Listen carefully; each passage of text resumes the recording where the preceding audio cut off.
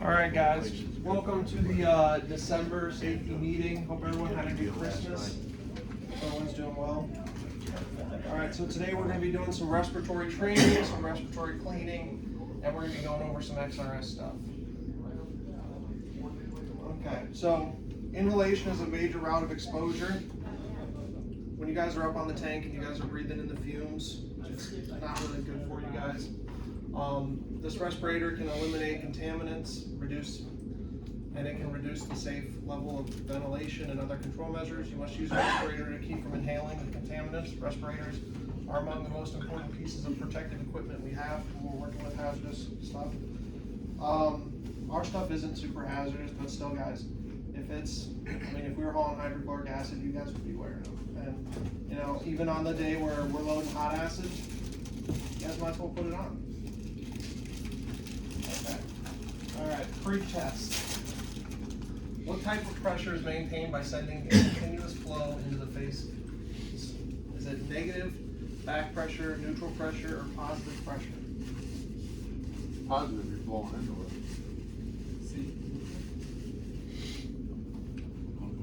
Oh, I don't need that. You don't want a hat? Nope. Yeah, I'll take it. Thank you.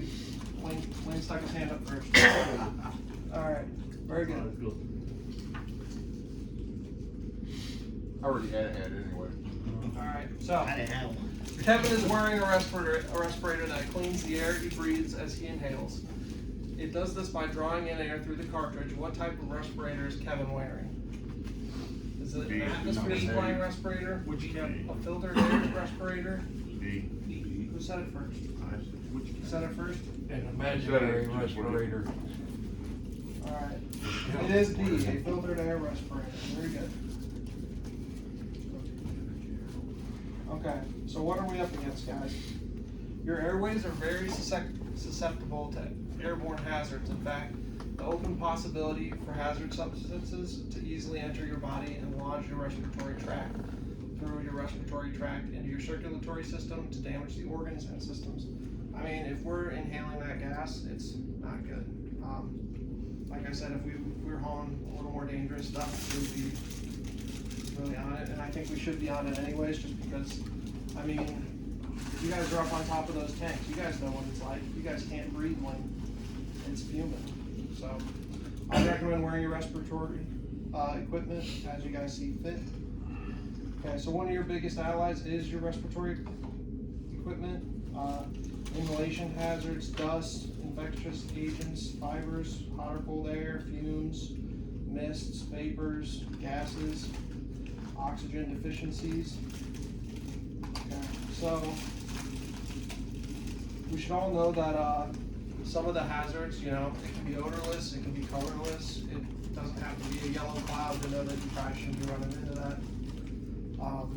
And you might not even smell it. Okay, so here are some respiratory hazards: nausea, dizziness, burning, weakness, confusion, and poor balance. So we want to make sure that we're wearing our hazardous equipment, and I did bring in some stuff to help us here. Okay, so we're going to go over how to clean your respiratory system. So you guys should have all been provided a respiratory mask, a respirator from the company. So you'll have your mask and you'll have 2 cartridges.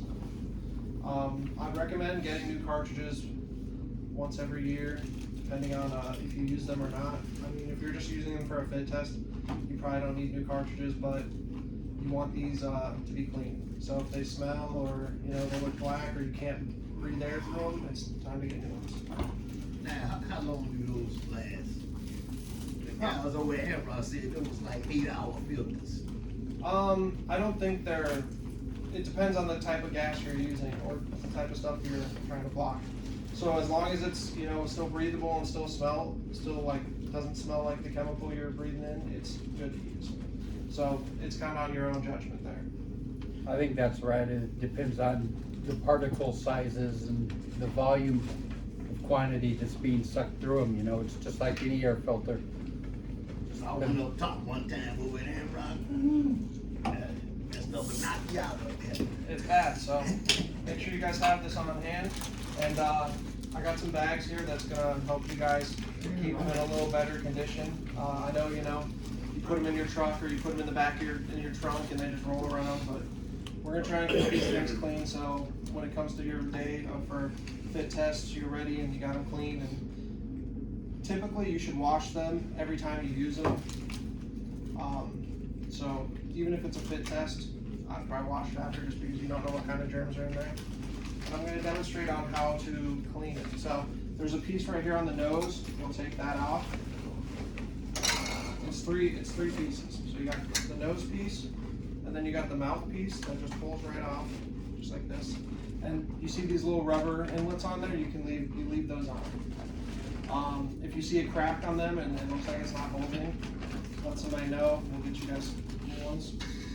And then here's the third piece, like I said, you leave the rubber on, and that's your 3 pieces. So, what's recommended is you just use warm water and soap. And I brought this bucket, so if you, I'm gonna be hanging out here a little bit after, and you can clean them if you wanna hang out. So it's just like that, you fill it halfway up with water, you got your little scrub, you scrub the mouth piece, you scrub the face, you scrub in the inseam, you scrub it down real good, and then you put it in there, let it soak for a minute or so, and then you pull it out and you rinse it with tap water, and then you let it air dry. So that's a big Got part. wipes in the back for that. You could use wipes, you could also use disinfectant wipes, it all works, but I would let it air dry so you don't, you're not inhaling something when you come to use it again. So we can go through that a little later, for those of you who want to stay and wash your respiratory system. We do have these new bags. We got everybody who's here today is gonna get one, and everyone who's watching this later on is gonna get one eventually, so we got enough for everybody. So pretty much when you put your respiratory mask, you'll just put it right in there. Your cartridges can go in there as well. And it's a nice sealed tight bag that will hopefully keep your equipment clean, and if it's rolling around in your trunk, at least it's gonna be, somewhere where you know where to find it. And the bag will hold the cartridges on the mask, so it can be ready to go at just a moment's notice. It is a large bag. Alright, anybody got any questions on how to clean or? I throw mine in the wash machine. With some coals. Well, it could hurt one of your seals, and then it could defect the mask. So we need to make sure that we're washing them properly. All right, so air dry it in a clean area. Check for remaining moisture, water, wear, damage. Confirm it functions. So when you put it back on, take a couple breaths, and you'll see the rubbers suck in. Okay, make sure you clean it after each use and store in a dry place. One of these bags that we got. All right, next one. A big update for us is the way we're putting in our information. Okay, so when you guys are doing your pre-trip inspections, you'll see this screen pop up for your shipping information. You have manifest number, route number, and shipping commodity. From now on, I want you guys to leave the route number and the shipping commodity blank. The only thing we're worried about right here is the manifest number. And we want you to enter it in. So say you're doing an RA, you'll put RA 265-456-17. So you're going to US Steel. That's all the information we need. We're gonna start doing large data pools, and What if you got residue? So no more. I'm touching on that. So no more shipping, no more route number, no more shipping or commodity, just the manifest number. And that's cool with DOT? Yep. It's on your bill of lading, so it's gonna be good. This information just goes into a comment screen that we see on the back end, that it just gets cluttered down. And it, honestly, a lot of you guys are very detailed in those spots, so it's like you guys write down Ferris, the UN number, and all that stuff. So hopefully we're gonna save you guys a little time too by just simplifying this process. So only the manifest number. If you are doing residue, so say you're going empty, you put residue and the last bill number. So not like residue RA bill number, or? You could put residue RA bill number, or you put residue bill number. Either way, we'll figure it out. Doesn't matter put the number first, the residue second. I would like residue first. You put residue first, you put WPL first, you put RA first. When does that start? Effective immediately. So just when you guys are doing it, everyone's gonna see the video eventually, so, this is just a new practice we're pushing for. So residue and the bill number So you put the residue, of what was last contained? last contained bill number if you're empty going somewhere, or Because I just put residue. Well, if it's your last bill, you should have the WPL you should have the. or whatever there, so couldn't you just put residue after that? I'm just saying, because you're gonna have, that's gonna be the next. That's just the way we want Yeah, I'm to just see saying, it. that bill's the same. Yeah, but if you go to put residue in, it's gonna ask you for that whole number all over again, Yeah. so you have to put That's that cool. number So- plus residue. That's just the way we wanna see it. That's cool. If anyone's got any questions, you can call me or we can talk about it. Alright, so. Here we go. That's how you get to that, enter shipping information. You guys all know how to do that. I won't go into that. Okay, XRS. So here we're going to talk about how to edit our logs. So you go to the hours of service menu, you guys know how to click on that, right? The same way you certify your log. So you'll hit the three buttons on the left, you'll go to hours of service, then this screen will come up right here. What you wanna do right here is hit the, on this screen right here, hit these top three dots, and another screen will come up that says log editor. You'll hit log editor. So this is for the situation where, hey, I forgot to log out. Or, you know, it kept me on duty all night long on accident. What you'll do is you'll go into the log, hit log editor, and you'll go to the time where it, you know, where you should have logged out. And instead of on duty, you'll just change it to off duty. And then that will correct your time. And when you go to hit continue and save it, here's what it'll look like. So you'll hit continue and save, and so if you had a violation because you were on duty all night long, it will say corrected. And then you'll hit save, and then it'll bring it back up and you'll have your time back. Can you go back to that next screen again for a second? Going all the way back? Yeah. Okay, so, All right, now you can go to the next one if you want. okay, hours of service, your three dots on the right. Then you'll go to log editor. I'm good at that. You always need. I'm trying to save you guys some phone calls and me some phone calls. Never mind. So you hit edit on whichever one. So say, you know, you meant to log out at 5 p.m. or 3 p.m. You'll see it. So it'll be like, okay, that is where I need to change it to off duty. And you can't edit automatic drive time. So if you're trying to save yourself hours, don't even try. I don't have to worry about that. Alright, and then you confirm it, and it will show you what you're saving. Okay, next we're going on is big day extensions. Now guys, we shouldn't just be using this willy-nilly. This is something for, hey, I got caught in a snowstorm, or hey, there was a big accident, I've been sitting in traffic for 6 hours. This is a one-off situation, but I wanna make sure you guys all know how to do it. So it's the same menu, you're back at the hours of service menu, just like you were for your log editor. You'll go to options. Instead of log editor, you'll go to options, and then you'll see, right here, that's what it'll pop up. You'll wanna hit enter work time extension, and then you'll declare, either what, adverse weather. I usually just recommend doing adverse weather, and then it will prompt you for a little comment section. You can type in what happened. And then you'll confirm your big day. That does not extend drive time. It does, You better make sure they all understand that. It does not extend to your 11-hour rule. it extends your on-duty time.